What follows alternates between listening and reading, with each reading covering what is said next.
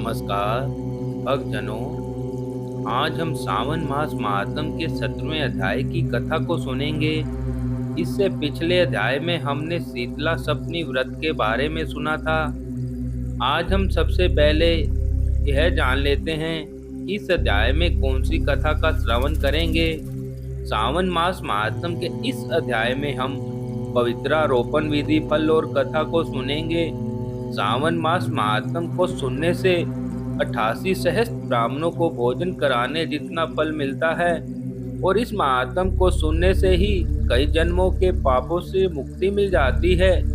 मनुष्य निरोगी काया का सुख प्राप्त करता है, वह धन लक्ष्मी की उस पर कृपा बनी रहती है और गंगा स्नान करने के समान फल प्राप्त होता है। इस अध्याय को पूर्ण हो जाने के पश्चात हम भगवान शिव से जुड़ी हुई एक कथा का श्रवण करेंगे। भक्तजनों, प्रतिदिन मेरे द्वारा दी जाने वाली जानकारी आपको किस प्रकार लगी, इसके लिए आप मेरे YouTube चैनल भक्ति मार्ग के कमेंट बॉक्स में जाकर कमेंट अवश्य करें तथा चैनल को लाइक व सब्सक्राइब करें, ज़्यादा से ज़्यादा शेयर करें। अब मैं सावन मास महात्म के 17वें अध्याय का वर्णन करता हूँ। ईश्वर बोले, हे देवेश, अब मैं शुभ पवित्रारोपण का वर्णन करूँगा। सप्तमी तिथि को अधिवासन करके अष्टमी तिथि को पवित्र को अर्पण करना चाहिए। जो पवित्रक बनवाता है उसके पुण्य फल को सुनिए। सभी प्रकार के यज्ञ, व्रत तथा दान करने और सभी तीर्थों में स्नान करने का फल मनुष्य को केवल पवित्र धारण करने से प्राप्त हो जाता है, क्योंकि भगवती शिवा सर्वव्यापिन है। इस व्रत से मनुष्य कभी धनहीन नहीं होता है, उसे दुख पीड़ा तथा व्याधियां नहीं होती, उसे किसी भी प्रकार से शत्रु का भय भी नहीं होता है और वह कभी भी ग्रहों से पीड़ित नहीं रहता। इससे छोटे बड़े सभी कार्य सिद्ध हो जाते हैं। हे वत्स, मनुष्य तथा राजाओं के, विशेष करके स्त्रियों के पुण्य की वृद्धि के लिए इससे श्रेष्ठ कोई अन्य व्रत नहीं है। हे तात, सौभाग्य प्रदान करने वाले, इस व्रत को मैंने आपके प्रति स्नेह के कारण बताया है। हे ब्रह्मपुत्र, सावन मास के शुक्ल पक्ष की सप्तमी तिथि को अधिवासन करके देवी के प्रति उत्तम भक्ति से संपन्न वह मनुष्य सभी सामग्रियों से युक्त होकर सभी पूजा द्रव्यों जैसे गंध, पुष्प, फल आदि अनेक प्रकार के नैवेद्य तथा वस्त्राभरण आदि संपादित करके इनकी शुद्धि करे।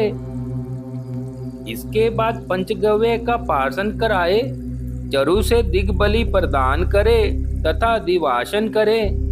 उसके बाद वस्त्रों तथा पत्रों से इस पवित्र को आच्छादित करे। पुण्य देवी के उस मूल मंत्र से उसे 100 बार अभिमंत्रित करके उस पवित्र को देवी के समक्ष स्थापित करे। इसके बाद देवी का मंडप बनाकर रात्रि में जागरण करे। उसके बाद प्रातःकाल विधिवत स्नान करके उन्हें बलि प्रदान करे। इसके बाद विधिवत देवी की पूजा करके स्त्रियों तथा द्विजों को भोजन कराए। पहले देवी को पवित्र अर्पण करे और अंत में दक्षिणा प्रदान करे। हे वत्स, अपनी सामर्थ्य के अनुसार कार्य सिद्धि करने वाले उस नियम को धारण करे। राजा को प्रयत्न पूर्वक स्त्रियों के प्रति जुआ, आखेट तथा मांस आदि का परित्याग कर देना चाहिए। ब्राह्मणों तथा आचार्य को स्वाध्याय का और वैश्यों को खेती का कार्य तथा व्यवसाय नहीं करना चाहिए। 7, 5, 3, 1 अथवा आधा दिन ही त्याग पूर्वक रहना चाहिए और देवी के कार्यों में निरंतर अपने मन में भक्ति बनाए रखना चाहिए और उस देवी से निरंतर प्रार्थना करनी चाहिए।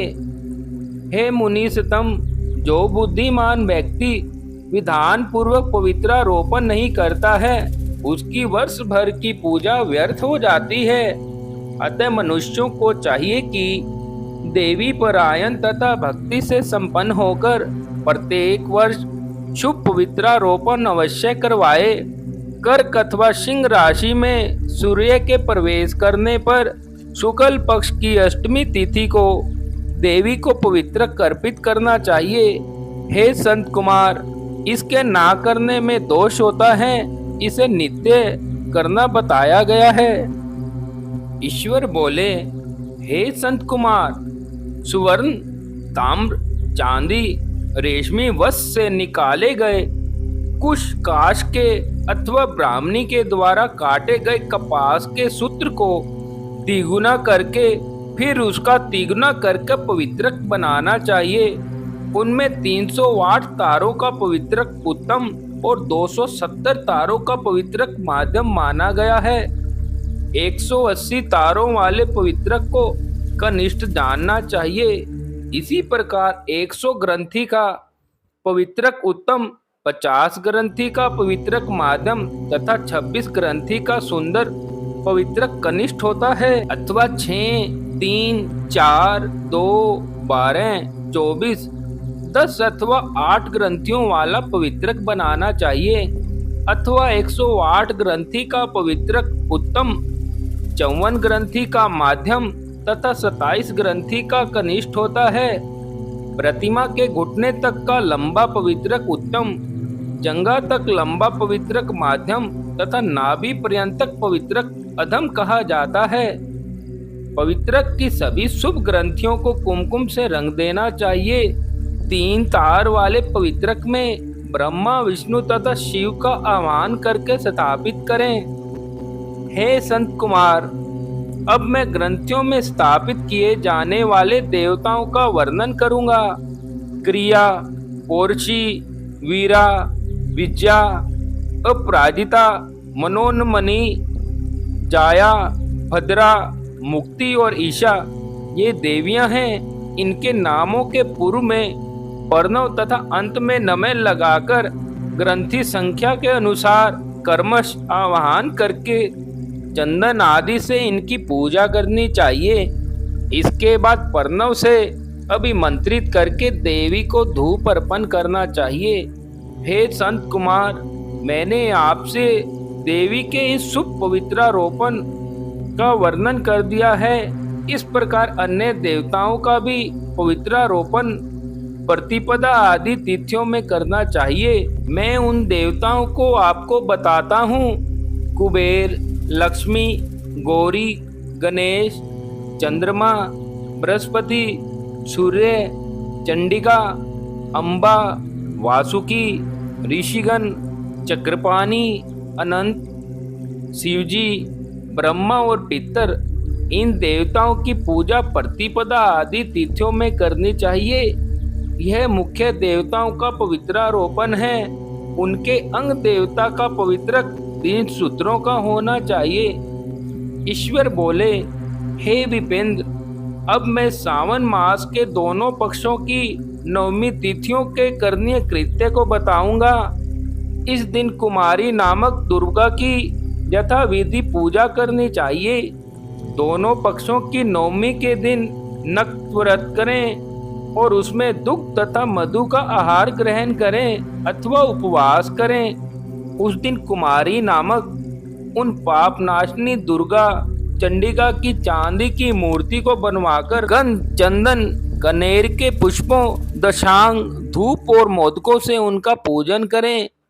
उसके बाद कुमारी कन्या स्त्रियों तथा विप्रों को श्रद्धा पूर्वक भोजन करवाएं। फिर मौन धारण करके स्वयं बिल्व पत्र का आहार ग्रहण करें। इस प्रकार से जो मनुष्य अत्यंत श्रद्धा के साथ दुर्गा जी की पूजा करता है वह उस परम स्थान को जाता है जहाँ देव बृहस्पति विद्यमान है। हे विधि नंदन, यह मैंने आपसे नवमी तिथि का कृत्य कह दिया है। यह मनुष्यों के सभी पापों को नाश करने वाला, सभी संपदाएं प्रदान करने वाला, पुत्र पौत्र आदि उत्पन्न करने वाला, अंत में उन्हें उत्तम गति प्रदान करने वाला है।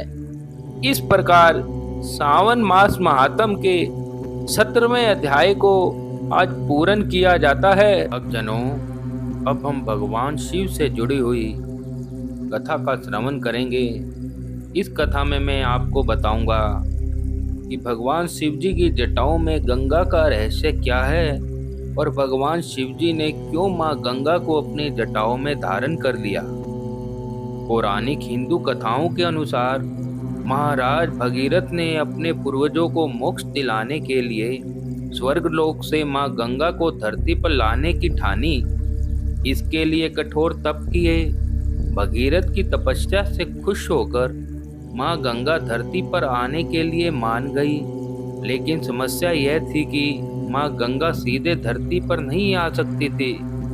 उन्होंने भगीरथ से कहा कि धरती उनका तेज वेग सहन नहीं कर पाएगी और वे रसातल में चली जाएंगी।